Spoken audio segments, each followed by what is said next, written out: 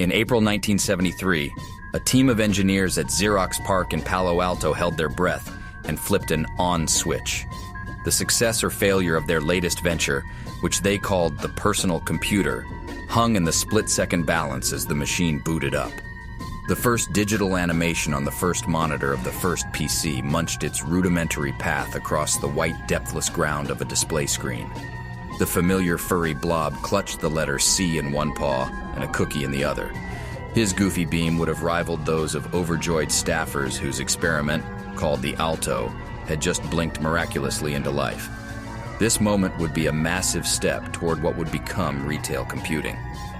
Cookie Monster made a perfect digital icon for the Alto's revolutionary design principle.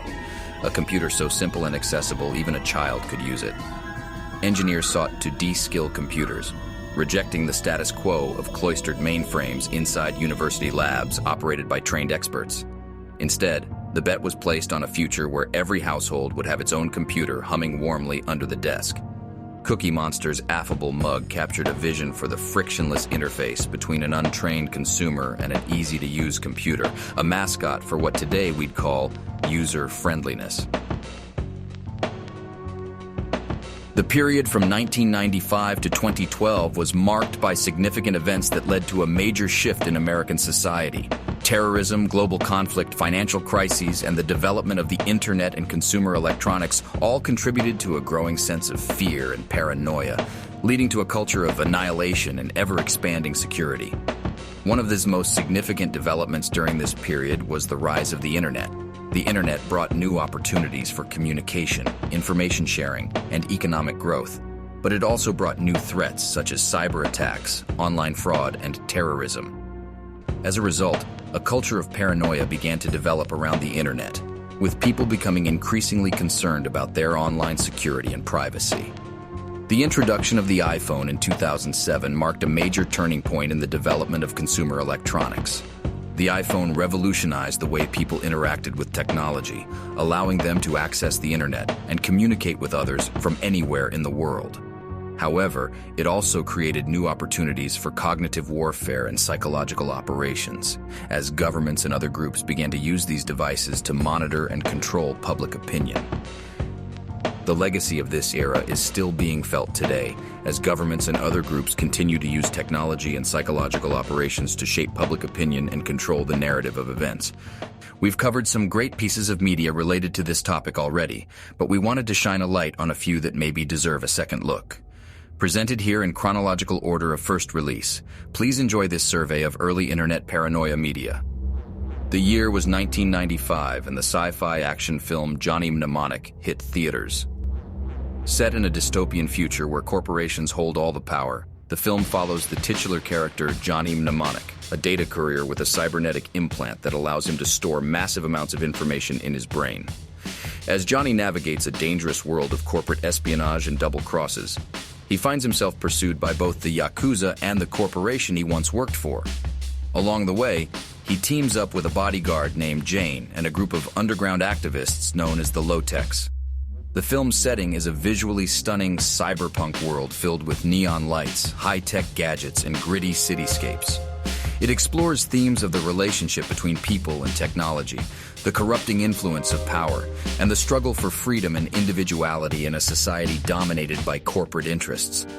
One of the most interesting aspects of Johnny Mnemonic is its prescient portrayal of technology and its potential to both empower and enslave humanity. It raises questions about the ethics of technological advancement and the responsibility of those who create and control it. Despite mixed reviews upon its release, Johnny Mnemonic has since gained a cult following for its unique blend of action, sci-fi, and cyberpunk aesthetics.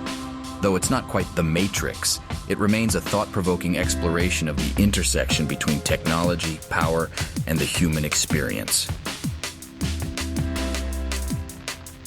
In 2001, Konami released a video game that challenged the boundaries of the medium and raised important questions about the relationship between people and technology.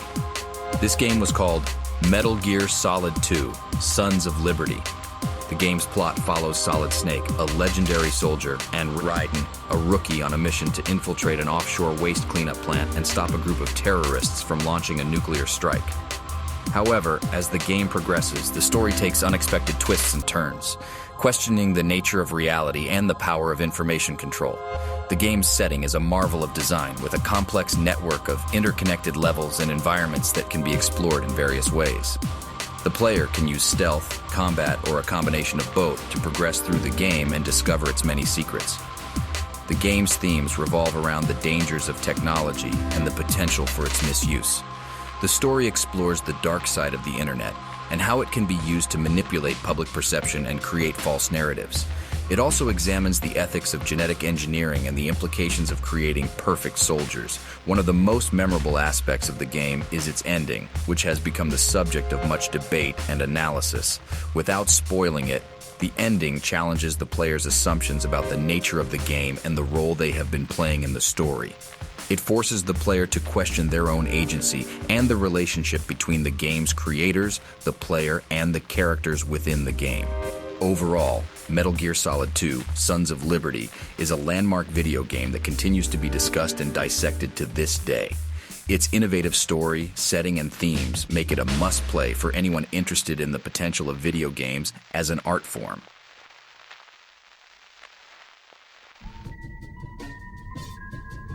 Welcome to the NHK is a manga and anime that is an honest, thought-provoking exploration of the relationship between people and media, particularly the internet. Welcome to the NHK is a story about a young man named Satu who struggles with social anxiety and a deep sense of isolation. His life becomes increasingly intertwined with the internet, and he falls into a world of conspiracy theories and online addiction. What makes this series so compelling is its unflinching portrayal of the darker aspects of internet culture. Welcome to the NHK doesn't shy away from exploring the ways in which the internet can both connect and isolate us, and how it can be used as a tool for both empowerment and destruction. The characters in Welcome to the NHK are complex and multidimensional. They grapple with issues such as mental illness, addiction, and the pressures of modern society. The series doesn't offer easy solutions or pat answers to these issues, but instead presents them in a raw and honest way. One of the most interesting aspects of Welcome to the NHK is its exploration of the psychology of online communities. The series delves into the ways in which these communities can provide a sense of belonging and purpose, while also reinforcing harmful beliefs and behaviors. Overall, Welcome to the NHK is a series that doesn't shy away from the difficult truths about the internet and its impact on society. It's a thought-provoking exploration of human nature and the ways in which we interact with technology.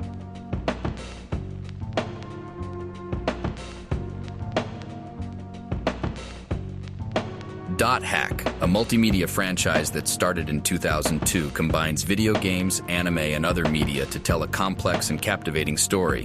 It's an interesting series for a couple of reasons. Primarily, it was an early example of embracing a new media frontier in terms of both how to offer a story's content and what form that content would take.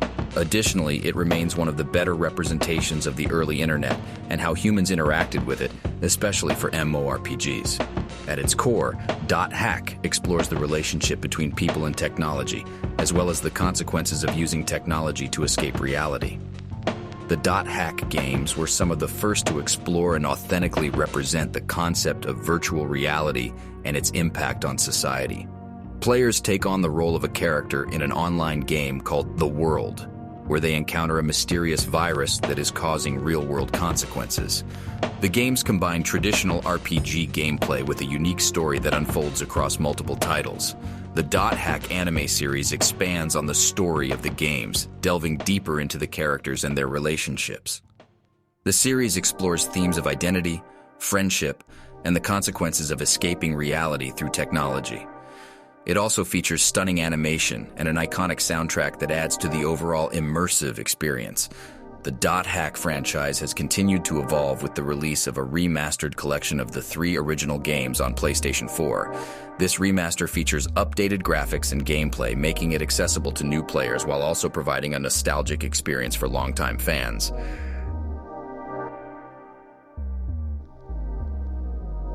The year is 2013. Substance D has swept the nation, leaving many addicted and lost in a world of hallucinations. In the midst of this chaos, we follow Bob Arctor, a narcotics officer working undercover to bring down the drug trade. But his job comes at a cost. His identity is concealed behind a scramble suit, and even his colleagues don't know who he truly is.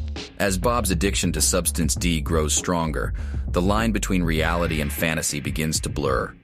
The world around him becomes distorted, and even his own thoughts are not his own. The film uses a unique animation style to bring this trippy, psychedelic world to life, creating a mesmerizing and surreal experience for the viewer. But beyond the visual style, a scanner darkly explores deeper themes of identity, surveillance, and the power of corporations and governments. As Bob struggles to maintain his sense of self, he's also confronted with the realization that his own government is complicit in perpetuating the very drug trade he is trying to stop.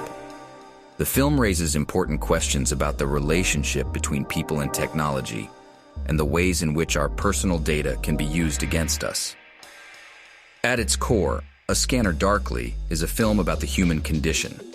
Our desire for connection, our struggle for authenticity, and our inherent vulnerability to the forces that seek to control us. It is a haunting and thought-provoking piece of cinema, one that lingers in the mind long after the credits roll. As the film comes to a close, we are left with a sense of unease and uncertainty, a reminder that the world we live in is often more complex and dangerous than we realize. But amidst the darkness, there is also a glimmer of hope, a reminder that even in the face of overwhelming adversity, we can still find the strength to resist and fight for a better future.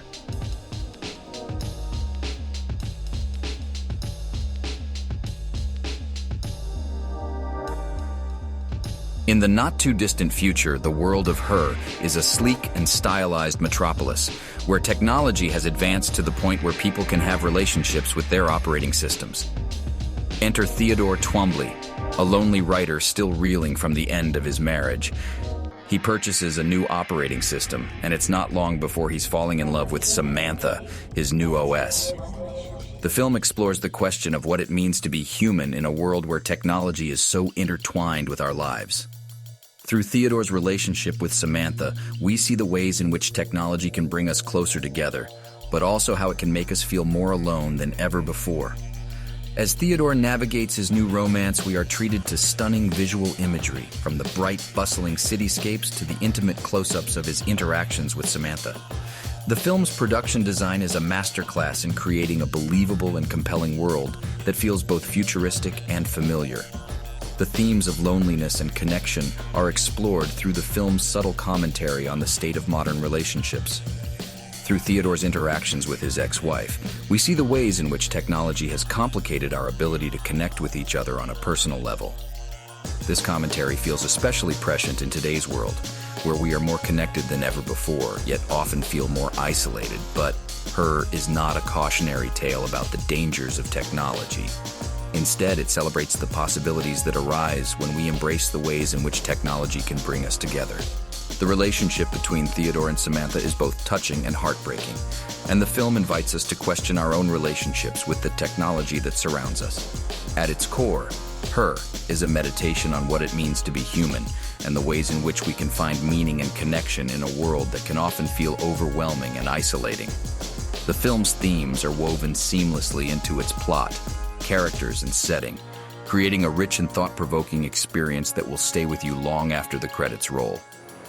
Her is a masterful exploration of the intersection between technology and humanity. Its themes are powerful and resonant, and its execution is nothing short of breathtaking. If you haven't seen it yet, I highly recommend giving it a watch. Well, there you have it. It's been an interesting ride these last few decades. I can't say exactly where we're headed, but I'm sure we've always had some sense we were on a difficult path. I hope you enjoyed our survey into some media steeped in early internet anxiety. For more content, be sure to check back with us next week. If you'd like more information about the Heka Collective, please visit heka.uwu.ai. You can find links to our other projects and stay up to date with the crew. If you have content suggestions, you can leave them in the replies. We read them all.